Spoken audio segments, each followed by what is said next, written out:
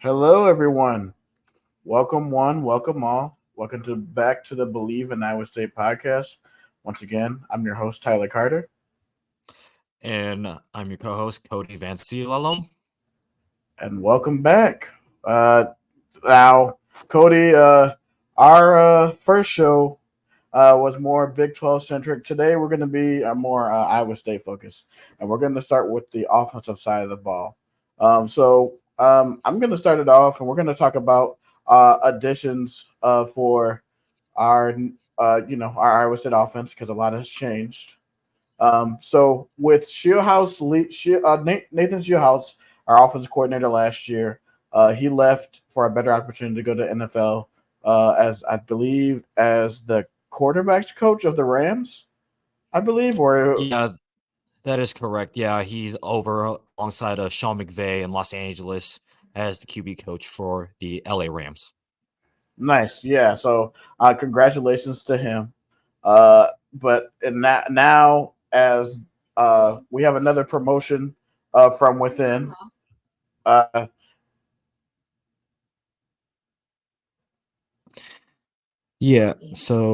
With that, obviously, Nate House from last season, it was his first year as offensive coordinator with the departure of Tom Manning.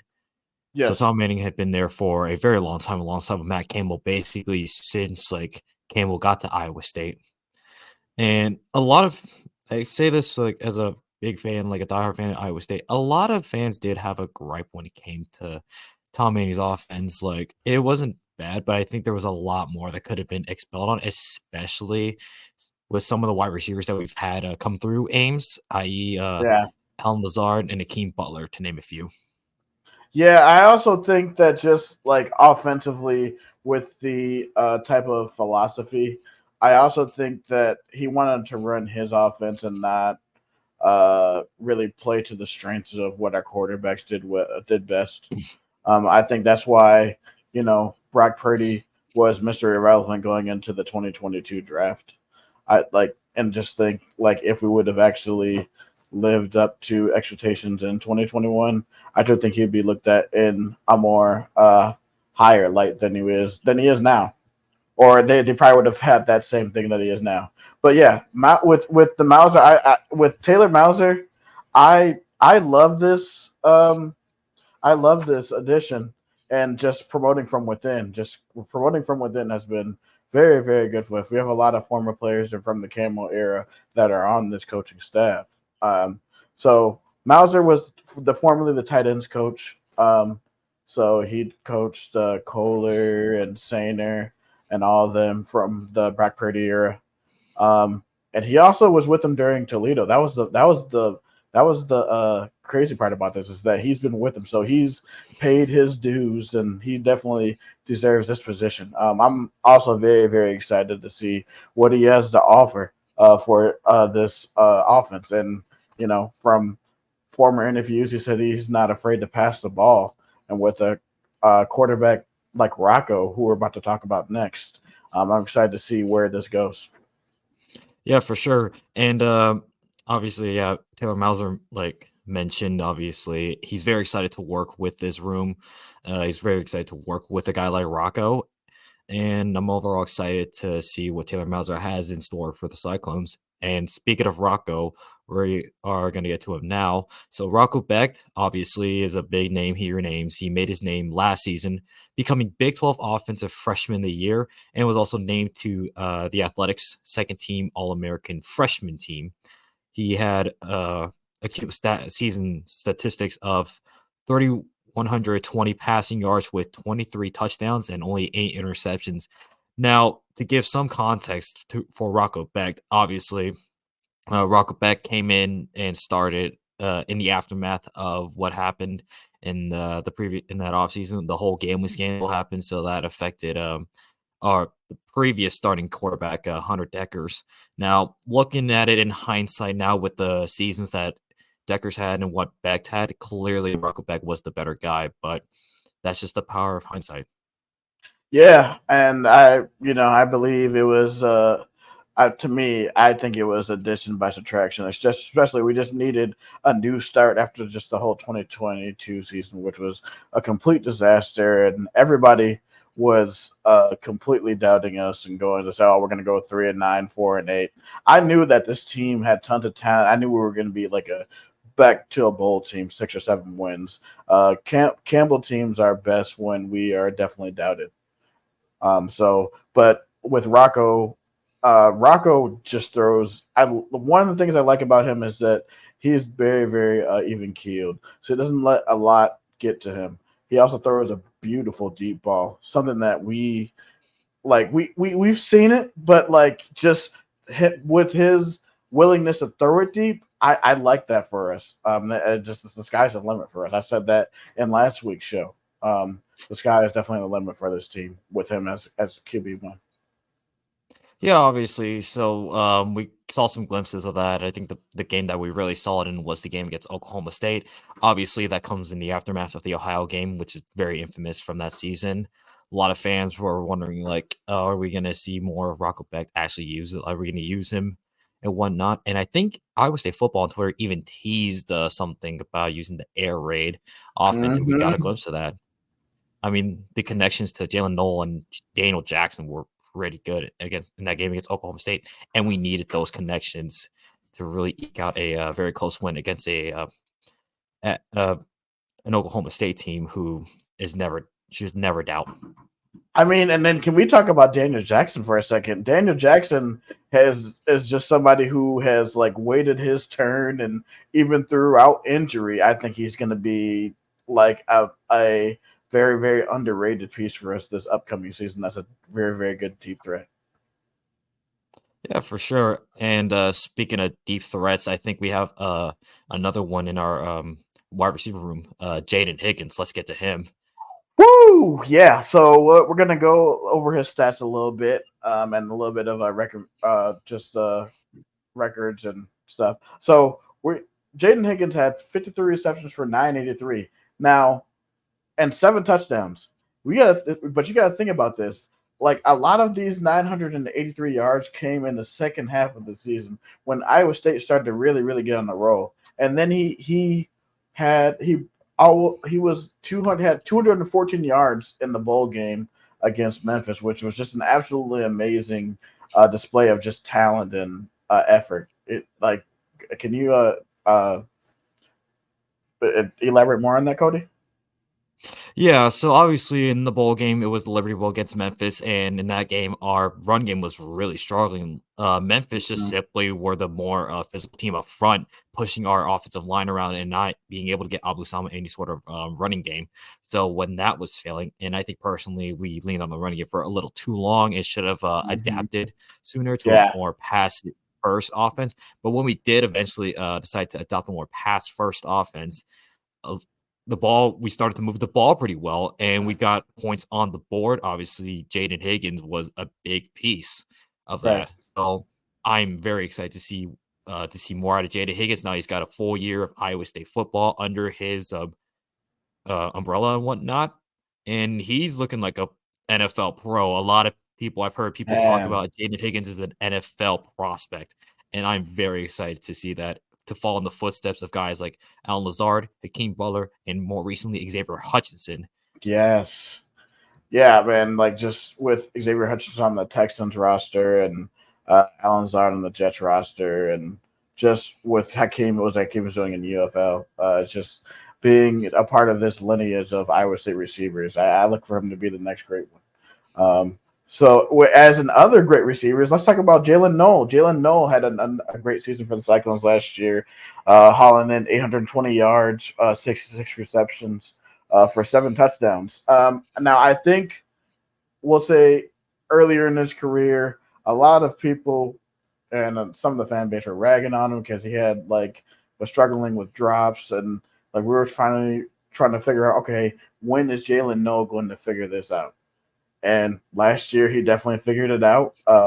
Just especially a lot on these little like swing routes outside the backfield. It reminded me of a little bit of with Brock Purdy when Brock Purdy had Deshaunte Jones.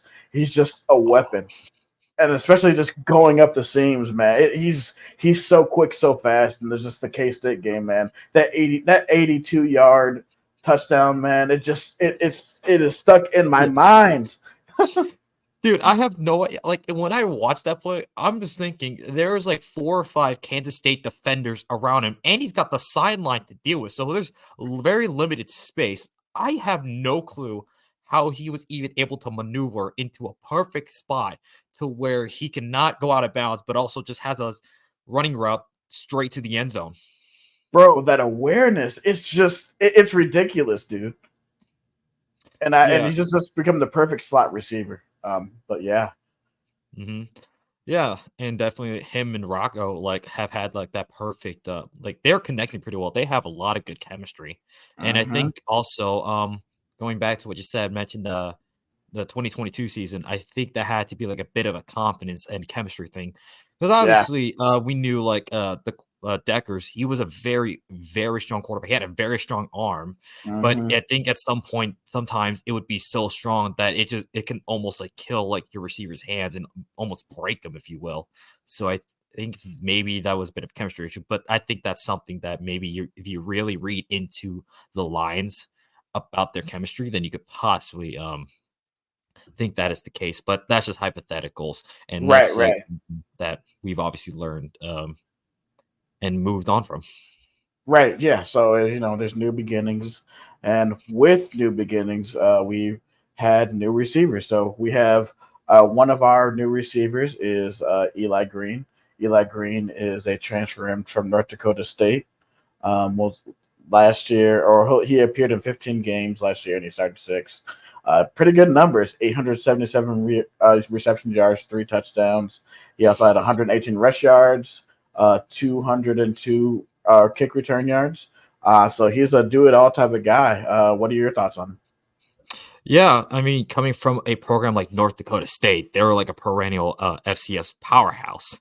Yeah, So that's definitely a place that if you are looking to pick up somebody in the transfer portal, that is one of those programs you can look towards to find guys. I completely agree, man. I'd like to see, and just to seeing what they said on PFF, him being the highest graded returning receiver. That's just could possibly be work wonders for us this year, and maybe having the season that we think that we can have. Yeah, I mean that's a pretty deep receiving room. Like just Yeah. imagine you have like Higgins and Eli Green like going down deeper in the field, then you obviously have the option of Jalen Noel like in the middle of the field. That's going to open up a lot of defenses, and it's going to be tough to really game plan against this elite receiving room. Yeah, man, it's fun to have a really good receiver room, and because throughout the Campbell era, like we've had receivers, but not like talent like this. Like it is absolutely amazing, just with the just the recruiting talent of Noah Pollard, the receivers coach, who's also was a new addition. He's been done absolutely amazing in his time here, and just changed the mentality of the receiver room. So with and continuing with receivers, I want to talk about Isaiah Austin, which is who Mm, was an Army transfer. mm, Last year he had 9 catches for 266 and 2 touchdowns. His most productive season was in 2021 when he had 26 catches for 449 and 3 touchdowns. But everybody thinks, okay, those really aren't impressive numbers. But when you think about it, when for the longest time that Army has run the triple option, like when you think about those numbers are actually pretty impressive in that type of offense.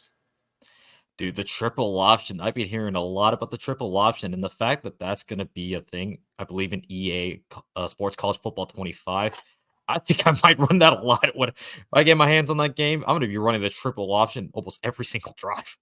Yeah, man, you can run out of it, you can pass out of it. Like if you can master that thing, it's on it's unstoppable, dude. That's why like a lot of teams, I think, yeah, just to go off topic a little bit, 2021 they took Michigan to the brink at the big Hmm house, and Michigan ended up winning overtime, but it's just like it takes off the triple option takes off so much time of possession, and it limits drives. But just with him. I look for him to definitely be a part of the offensive game plan. I've heard very good things, especially from spring ball, about how he can be definitely be a great contributor to this receiver room. Hmm. Now, I'm going to pose a question. Do you Yes, think with this receiving room, with our running back room, which we'll get to later, and our tight ends, do you think Iowa State will implement some of that triple option? I think we'll see aspects of it. Like now, obviously, I don't think we'll do. I think we'll be more pass first to set up the run, or if anything, it'll be sort of like a semblance of the air raid to where basically we'll pass to set up the run, and we'll use a lot of screen passes and double out passes. But I could totally see aspects of it of us using the triple option. What do you think? Yeah, I'm thinking, yeah, we may definitely use some of the aspects of the triple option, just given the abundance of talent on the offensive side of the ball. I think it'd be really good, and obviously with a guy like Rocco Beck leading the offense, he can definitely make it work. He's very intelligent young man, and he's a very intelligent QB. He knows where to put the ball. He knows he's very intent on where he Yeah. wants to put the ball and what he wants out of the offense. Definitely, man. Let's get to that running back room. I'm gonna give it to your guy, the guy that's in your background, Hmm. Abu Sama. Yeah. Abu Sama last season was a freshman coming out of Southeast Polk High School down here in Des Moines. So I actually got to see a couple of his games while he was in high school. And man, is he like that dude? It does give you shades of Brees Hall. I know a lot of people have been saying he has a Brees Hall esque build, and I can truly Yeah, see it. I mean, the guy's able to find some holes in the line, like just find some running lanes, and obviously we him alongside Eli Sanders or Tavius Norton was a very solid running back room. yeah, man. Just him coming on at the end of the season was just absolutely amazing. Another few notable games. The BYU game he Hmm. showed off in, and uh, and the Baylor game he had some pretty nice runs too. Hmm. It's he's gonna be he I think he might be the feature back, but we gotta talk about the other feature back, and the other feature back is Carson Hansen, man. Carson Hansen, Mm. I think in this offense, when I told you that we're gonna pass it up a run, I think he's gonna be used in a lot of these screen passes and these little dump off passes, these little out routes and in routes, maybe a little Hmm. drags across the middle. I could definitely see him being that type of guy. He's huge. He's very very big. But I think I like to see Carson Hansen as a very very big contributor in this offense. Yeah, for sure. I mean, obviously, we saw glimpses of uh Hansen, and I think maybe obviously because we had such a already deep running back room last season, it was tough for him to see field time. But from the little Right. bit I saw something like there is something that can be unlocked. I think just now, he just more experience, more play time, like more in-game reps is going to be key to develop Yeah. Hansen. No, I And agree. I want to get to Abu Sama. Like, obviously, you already mentioned BYU. I mean, the guy had BYU defenders touching earth and just like straight out of the backfield. Like, you thought he was going to get tackled in the backfield, but then he just breaks one or two dudes' ankles and he's already off to the end zone. And then, Yeah, that one run that he had, that was crazy. absolutely, it was just ridiculous. I'm trying to figure out how in the world was he able to get out of that? And I mean, he's gotten out some very impossible situations. But I want to get to the big highlight of his season. Obviously, the background's there. Snowmageddon. It was really Man. that game. It was just snowing. The amount of I have to give my props to the Iowa State fans and also the Kansas State fans, even though I really don't like Kansas State. But it's just the fans who actually showed up to that game. You Yes. guys are nuts. You guys are nuts. With how Sickos. yeah. Sickos. Yeah, so pretty much, yeah, that Kansas State Iowa State game, called Snowmageddon here names, that was the highlight. That was the game for Abu Sama. I mean, that man was running all over the Kansas State defense. They were not Mhm. able to tackle him. And there, I even saw a play where a guy tried to tackle him, boosting him almost like a boost in Mario or whatever. And he was just off to the races. I think he had like his longest run of the season in that game. I believe it was a 77 or a 78-yard run. Yeah, it was a 77-yard run to start the game. It was Yeah. absolutely nuts. Yeah, and I believe that was for a touchdown.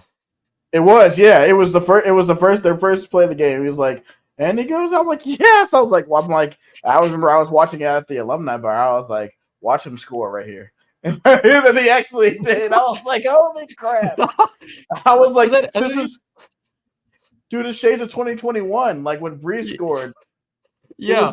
was And then I think it was the second quarter, and then he did it again, where he went up on a long run for a touchdown. So I'm just thinking, is he just gonna do this for every quarter? It's the first play that Iowa State runs is just gonna be an Abu Sama touchdown. At this, like after that game, it forever became a great like piece of lore when it comes to mhm. Farmageddon and any like sort of Farmageddon talk, especially on Twitter between Kansas State and Iowa State. Anytime those two fan bases go back and forth on Twitter, you know the Iowa State fans are always gonna they're just gonna put in the replies. And as you said, that Abu Sama just ran for another touchdown. Right, exactly. I love that. I was like, I'm like with that explanation, he's just scored another 2 touchdowns on you. I love it. I Dude, love it. it's so much fun. I Oh love man. just getting Twitter. It's just so much fun to watch. It's just a back and forth that we have with that fan base, just the pure hatred. Like that has to just always irk in the minds of Kansas State fans. It does, especially when they are losing the all-time series against us, which just makes it even funnier. But yeah. But to go on, we do have more offensive weapons on this team. We do have Benjamin Braver, who was a freshman last year. Mhm. So he definitely got a lot of accolades this year. He was a true freshman last year. He caught 28 balls for 352. And then he is the third highest grade PFF returning Big 12 tight end. So what are your thoughts on him, Cody? What do you think? What do you look to see from him this season? Man, I mean, coming into last season, when I saw that we were recruiting Benjamin Bramer, now at the time I had no idea what was the expectations, but I look at him and like his build, I'm like, this guy seems like a pretty good pickup. He's gonna Mm-hmm. for sure be a very good tight end for Iowa State. And I mean, after obviously went to the UNI game, that game was scorching hot. Like that Mm-hmm. thing, like it just was so hot. It was tough, especially being like in the like being like directly in the sun. Yeah. That thing was tough to get through, but I think it was worth it because I got to see a glimpse of Benjamin Bramer. I mean, Bramer obviously running down the sideline, smoking his defender, and Rocco Beck putting the ball in the perfect place for Ben Bramer to run it in for a touchdown. When I saw that, I'm like, Mm-hmm. yeah, this guy's a dude. I really can see Benjamin Bramer becoming one of our better tight ends and being a lead tight end for Iowa State. I agree, man. I think this guy has potential to be like best of all time. I think even better than Charlie or Sainer or all that. I think he's a different build than them because he was like a receiving tight end, but he also has him like as the year went on, he improved in his blocking. But just in the tight end room in general is just so talented. Like we have Tyler Moore, we have Gabe Burkle, who I think is gonna contribute in this offense. We got Andrew Keller, who was hurt, but I think he will. But obviously, I think look for Bramer to be the focal point, or maybe to be his security blanket. Now when I'm in a security blanket, you always look for a guy on like third down, let's say third and medium, who you look Hmm. for that will get a big catch. I think he can be. I think he can be that guy. My NFL like comp, just not like a true NFL comp, but like what basically what Tony Romo was, or what Jason Witten was to Tony Romo. Every time Tony Romo needed to get a completion, he always threw to Jason Witten. I think that's what he could. I think that's what Bramer can be for Rackleback. Hmm. And I could see him like a development to like a George Kittle type. Obviously, you've seen the connection Yeah. between Brock Purdy and George Kittle. Now Yep. you could see that out of Benjamin Bramer and Rocco Becht. And Yeah, I man. think what I heard from the strength and conditioning team over at Ames, I think Yeah. that dude's put on some more like muscle. And if that dude like builds up, gets even stronger, and has more mass on him, I think it's gonna be tough to tackle a guy like that, and he can go up for, like, those 50-50 balls as well in the middle of the field. Because I mean, Man. you saw that touchdown, like, against Cincinnati? He was Mhm. up in the air, and it was I thought that thing was gonna fly over Benjamin Bramer, and he wasn't gonna be able to get a touchdown, but he got up and caught it. Yeah, dude. That was so impressive to me. And then he had a great game in the Texas game too. It was just I'm really excited for him to see what he becomes. I think I truly believe that he will be the best tight end out of here by the time his time is done. That's my prediction. Oh, yeah. I can see it for sure, especially if he stays, like, all 4 years. Yes. I don't know. I mean, if we think that he's going to be as good as he is, he might only be here for 3. Mm. But like that, so we'll see, man. We'll see. Mhm. So I wanted to go to the position that we call the dogs, as Rankin Clan likes to Mhm. call it. We got a For big sure. hoss named Jalen Travis, who's like 6'9", what, like 320, 330. Dude is Yeah. a monster among men. Mhm. Yeah, and obviously for the longest of times, the big like one of the big like criticisms for the Campbell tenure at Iowa State is the offensive line. Obviously, you've heard Matt Campbell multiple times preach like in the trenches and whatnot, Yeah. and that speaks true. And unfortunately, Iowa State has just not been like on the good end of the in the trenches. We got dudes just getting plowed, and it was hard, especially if you watch the Texas game and the Memphis Mhm. game.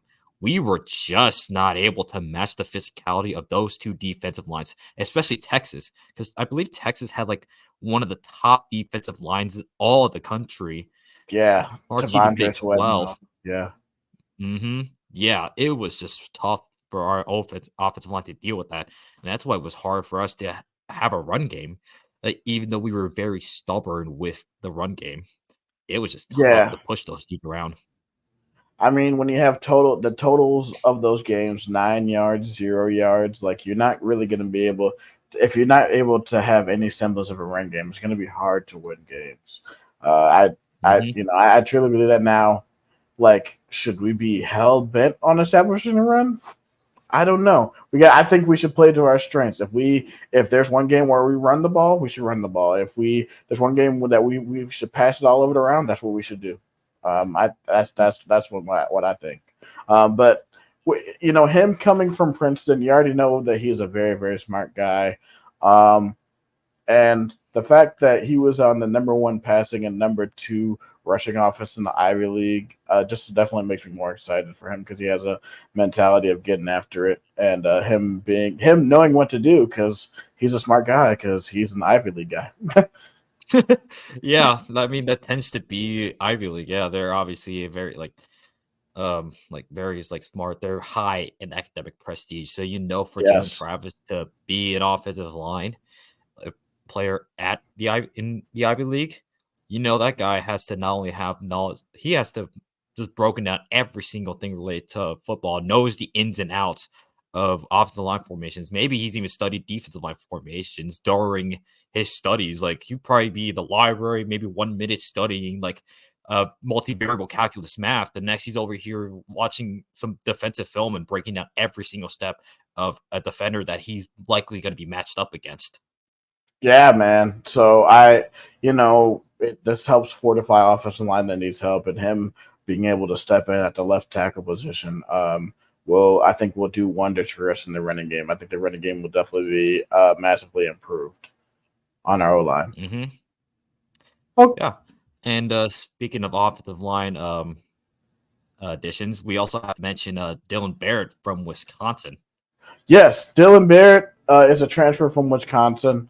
I do think that he would definitely be a great depth piece for us. He transferred because he didn't really get that much playing time. He has 13 career appearances, 9 less than 2022. I think he'll definitely be a great depth piece, and we'll see who comes out, who the best five are going to be coming out of fall camp. So Hmm. this is definitely going to be interesting. Also, just from the running back room, we also had an ad of Jalen Jackson. He's an Eastern Michigan transfer. He had 136 carries for 576 yards. He also is a good weapon in the receiving game. I Bleav he had like 22 receptions for 238 and two touchdowns. So I look for him. Oh, I think I saw him at like 5'8", 175. Look for him Mm, to also be a good receiver out of the backfield. I think that's hmm. what he's going to be mainly used for. Hey, maybe he'll be a good rotation piece in the offense. Hmm. And now you like I just had this name, and like when you talk about the running back room, there's one name that I think doesn't get enough recognition. Steve Klotz. Yes, yes. I love that ace back position, man. The ace back position has been so good to us. Just Sam Hmm. Sim back there, man. He was so underrated and out for Hmm. during the Purdy area. I love him. He said he was just a hard worker. But yeah, Yeah, Steve I think O'Clock. yeah, that just a guy like that in your running back room is going to be very helpful. Obviously, you have the talented agility of Abu Sama, and you mentioned Jalen Jackson. But imagine you got a guy like Steve Klotz, who in like those like third or even fourth down and short, you can get a guy who just straight up bruise the defensive line and will just get those very grinding yards, just very tough yards. Those are just grown man yards, as I like to call them. Yes. Also, can we talk about the catch? We were talking about Bramer's catch. Can we talk about his catch in the Cincinnati game? Like Oh, I that was completely forgot insane. about that. I Yeah, completely man. forgot about that. Yeah, man, he has some sneaky athleticism too. Mhm. That's one of the things for me that was a problem. Like, wow, I'm like, okay, bro has some hands too. So he's gonna also be a guy out of the backfield that I think that we see that will be an unsung weapon for us too. Mhm. For sure. And then All we right. also So, have okay, go ahead. yeah, so we've gone through the transfers and obviously the big highlights of our offense. I wanted to quickly mention some of our recruiting class. So the first guy I Yeah, want to mention is Alex Mansk, quarterback, 5-star from the class of 2025. Now, he had committed to Iowa State over schools like Texas A&M, Kansas State, and Iowa, among other Power 5 schools. Now, recently, he's taking part in the Elite 11 camp, and he was touted as being among the top performers in day one. On3 Sports reported on his performance in the first day of the Elite 11 camp. And it says here, like their quote reads, "Cheers to Mansk, who entered the week as our lowest ranked quarterback, but had a nice first night and edged a few others for the number 11 spot in our very early week long rankings." yes, and I know that if he does have a good showing in the 7-on-7, he has a chance to be up to a 4-star. Just that with the Elite Eight, man, we've had the Elite Eight has been good to us quarterback wise. Our starting quarterback Rocco Beck was in 2021. He was fighting it out with Cade Klubnik, who is the Mm-hmm. starting quarterback at Clemson. So just Mm, the fact that we can attract that type of talent and just Algona has been good to us, man. We also are getting a teammate of his, Jack Limbaugh, who I think will mm-hmm. have is having official visit coming up, and then we also have the great uh, what is her name? Oh, Audie Crooks. Audie Yeah. Crooks. We can't forget about Audie Crooks. So Algona has been good to us. That could be a good pipeline. One Yeah. another guy that I wanted to add, and the last that we're going to talk about is let's talk about Riley Peppers. What do you think of him? Hmm. Yeah, Riley Peppers commit from Kansas City, so I know in the past few years Iowa State wants to be able to lock down this region, lock down recruits in this region like within 6 hours of games. And I think getting this commit from Kansas City is going to be Yeah, very helpful to replenish our running back room. Let Abu Sama perhaps like he's like goes to the draft probably after his third year. So yeah. I'm thinking, yeah, we just continue to fuel the running back room with talented guys and develop them, I think we might be able to sustain like a very good like we've already sustained a really good culture in general here under Matt Campbell, but now we Yeah, start adding talent to it. I think we're gonna be in a really good spot to build up and build up to be one of the best programs in the country. completely agree, man. Especially in this new Big 12, we got to take advantage of Oklahoma and Texas not being here and being able to Hmm. build a solid foundation. So, For like sure. for you, um, in order for this offense to be successful, like what do you think would be our yards per carry? What do you think a good target would be for that? Like, in terms of like win totals or how. Like yards per carry, like how many yards per carry do you think like it would be good? Like, do you think we should average like 4 yards a carry or like 4.5 yards a carry for this like for the running? Uh, um Yeah. So with that, I thinking honestly, like I'm gonna shoot for a general range, maybe like 5 to 6 yards a carry. I've just okay, simply like with how physical this league is, I think four yeah, would be like probably our floor. But if we can get up to like 6 or 7 yards a carry, that would be great because that helps not only move the ball, but it can also wear out defenses, and that can open up like more running lanes, and open up bigger runs, yeah, and also like perhaps like condition the defenses who we go up against to think, oh, look at this formation here, they're gonna run it and whatnot, and then that's when you can pull out like play action, and then that can also open up passing routes further up the field once you bring that second level of defense hmm down, like more into the box. And I'm just thinking overall, yeah, just having a really good like running game is going to be key to run the offense that we want to run here in Ames. And overall, I'm very just I have no words just seeing like what we have in store. Now, it's just going to be a matter of execution, but I'm sure obviously the coaches and staff are all going to get this team prepared to be the best that they could possibly be. And obviously, our strength and conditioning is going to be very key for our offensive line. And I know Ryan Clayton is going to really make these guys work for their positions. Oh yeah, the best five will play. There's not I don't think there's gonna be any seniority. Whoever can play can play. That's Mm. what I think. Yeah, I'm with you. Anywhere from like 4 to 7 yards. I will say like somewhere between 4 to 5. Just the fact if you can get because honestly I think just with playing football in high school, my coach always preached 3 to 4 yards a pop. So you can get 3 to 4 yards a pop by the time you get to third down, you get to 3rd and 3, 3rd and 4. Most of the time, like anything you can get in third and manageable is good. So, like a lot of and that will allow your play calling to be a lot less predictable. Um, Mhm. Yes, you could run it on 3rd and 3, but you could also pass it on 3rd and 3.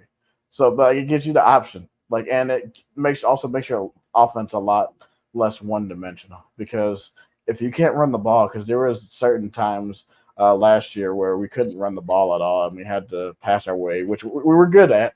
But Mhm. like just if we had like a lot more of a balanced attack, we probably would have won a few more games. But like, you know, at hindsight, we had to learn and go through that.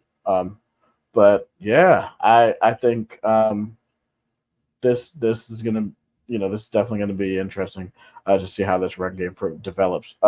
So out of all of these guys, I wanted to know from you, do you think there's gonna be a guy or two guys that stand out for you that are gonna be possible guys that you think will break out this year?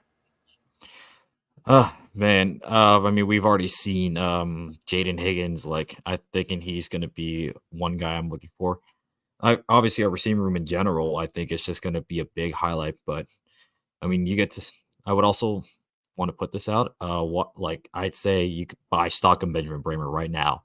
While it's like Yes. he's Yes. a very underrated like tight end within within the like college football.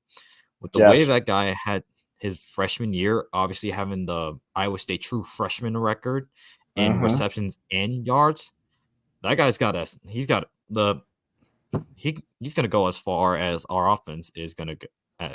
The offense can take him, and I really look for him to be a big asset for the Cyclones offense. And then obviously your running back room, Abu Sama, like I think he's going to build on this year that he had, a very solid year, and he's just I look for him to possibly start getting up there with the likes of Troy Davis and Brees Hall. Ooh, okay. I like that. I like that. Being in the greats, running back greats. So here are my two. Um, Obviously for me, it's going to be QB run. Rocco Beck is going to be a household name in college football by the end of this year. People are going to know who he is, and by next year, he's definitely going to be on NFL draft boards. Um, so I think he's going to break out this year, man. I truly, truly do. Just with his poise and being able to make smart decisions. I think with this weaponry that he has, I think he's out due for a breakout season. Another guy who I will say I think is going to be Eli Green. I think Eli Green is going to be a very, very nice addition um, to this offense. I think he's going to be able. Him and Jalen Noah, I think, are going to eat and they're on those seam routes up the middle. I think Hmm. that he has a chance to maybe go like maybe 800, 850 for like 5, 6 touchdowns. So I look for him to break out and be a future guy. For sure. I'm honestly just very excited for the Cyclones offense. I think this is like the best like offense, like I guess talent wise, since obviously that 2021 season. And Yeah, unfortunately, we all know how that went. But I mean, as you said before, though that 2021 team were mostly upperclassmen, so that was about right. as much talent as we were going to see. Unlike this group of offensive talent, you got I think of as a redshirt sophomore quarterback and Yep. two true sophomore um, players in Benjamin Bramer and Abu Sama, and then you bring in guys like Eli Green and Jaden Higgins. Those This offense is looking really good. Like I'm thinking we might reach those like the levels that we had, obviously with Purdy and Brees. Mm-hmm. I think we might like exceed like what they did. Drew, do too, man. I'm saying, man, especially in the new Big 12, I don't think there's any reason why we shouldn't average like 8 to 10 wins every year, man. There's like really no excuse. I don't know. I have Yeah. that feeling, man. I have a feeling that it's gonna be different, like because like as a typical Iowa State fan, we always will be like, oh yeah, here we go. It's typical Iowa State. But I don't know. I just this year I actually feel different, man. Mhm. Yeah, for the longest of times, we've always like it seemed like that moment where it's like, yep, there we go. There now we're going down like the deep end. We're gonna collapse here. And I'm thinking something about like this group is different because, like I said before, this team has it knows what it feels like to suffer suffer that bitter like to get that sour taste in their mouth. And Yeah. I think they for sure want to get that out. And from what I've seen on social media, like the football social media accounts and what they've been doing, this team looks so hungry. And I think they're gonna obviously they're focused on them. I think that's the Yeah. biggest thing that I want to like. I'm gonna need to see out of this team is to not worry about the outside noise. You obviously have everybody talking about the Arizonas, the Utahs, the Kansas States, the Oklahoma States. But I think this group of young men and coaches, they are very well knit together. They are a family, and I think that's going to be the key for this team to not only like break like the expectations of this team, although they're returning like 85% of their production, they're a 7-6 team. What are we gonna see out of them? Like I said before, this team was like compiled last year because of circumstances outside of their control. And obviously they were new Yeah. pieces. They had barely an experience outside of Jalen Knoll when it comes to this scheme. Most of those guys were really young outside of Knoll. And now that they all have at least a year under their belt when it comes to this Iowa State offense, this team's even. I'm thinking this team's going to be possibly a dark horse contender for the Big 12 title. And I'm going to put this this is going to be a long shot, but I think Iowa State has a chance to make it to the college football playoff this I year. believe it. I don't think that's a crazy thing, Cody. I am in agreement with you. I think like really with us it's just one score games. If we can flip some of those one score games and actually win those, win the games that we can't win, the games that we need to at home, I could definitely see us winning 9, 10 games and then Mhm. getting a playoff spot. Just Yeah. even winning the Big 12 that will guarantee you a top 4 spot. So I mean, Hmm. it's there for the taking. We just gotta execute, see what happens. Yeah. And You like gotta, yeah, Yeah, and like yeah. Rocco said, that was the thing that like was like the big difference for them was they were like I think he said this like in an interview with Chris Williams, like they were not like um focused on themselves. I think they were just not being very precise when it comes to details. I know Matt Campbell has said this, and I believe this is his new model. Like we've had trust the process, now it's precision to detail, and I think Rocco Beck is the epitome of precision to detail. He mentioned that they just were not very like they didn't execute well. They didn't focus, like they didn't hone in the details and whatnot. So I'm thinking Iowa State does that, and as Rocco said, like he said that in an interview, and if they um, hone in, they lock in on those details and they get those right, they are truly going to be like the best football team in Iowa State history. Yeah, man. They have the potential to do it. Let's just see if they can. Um, you have anything else to add?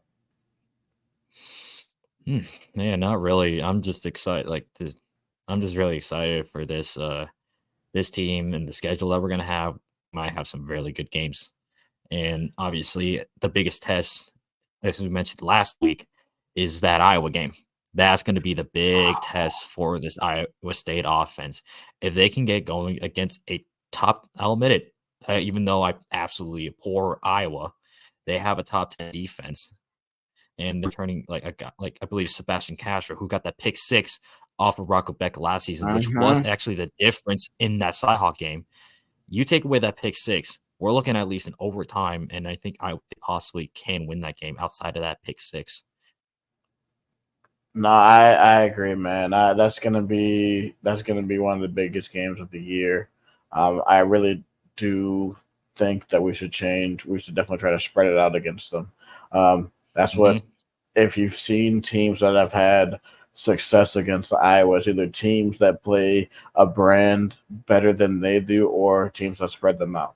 Like you see, Hmm. 2021 Purdue, or overly dominant Michigan teams. Oh But yeah, like just being able to spread them out, just you'll be able to eat against this defense, man. for So sure. it's going to be interesting to see how we approach that. But um, if there's nothing to add, but I just want to say thank you guys for joining us for another episode of the Bleav in Iowa State podcast. We look forward to you tuning in next week after breakdown the defensive side of the football. So, as for Tyler Carter, this is And Co- Cody, and we thank you for your support. You guys have a great day. Go Cyclones! Go State.